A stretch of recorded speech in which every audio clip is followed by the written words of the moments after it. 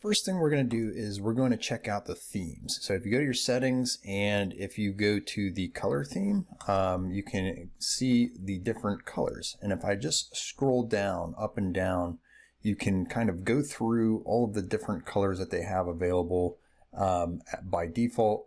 So there's a light theme. I tend to like this one, the Light Visual Studio or the Light Default. Those are both good. Then there's the Dark Visual Studio and Dark Default. Both of those are good.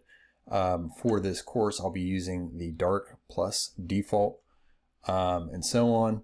If you want to adjust any of these, you just pick which, and you can do like install additional color themes and so on, and it'll show you. So category themes, these are two that I have downloaded.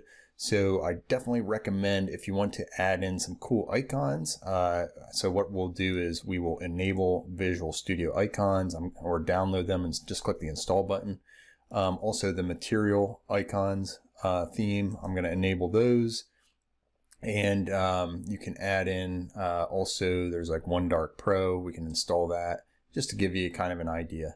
So it gives you this OneDark Pro theme if you want that. Or you can go back to the default dark. If you ever want to change any of those, you can do the file. So we'll check out the icon theme here in a second. I'm going to go back to the color. So that one that we downloaded, which was the OneDark Pro, you can get to that here.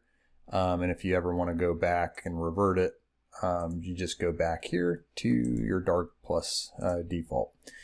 Okay, so we're back in the settings. I'm going to delete this out, and we can see that we have now these three installed.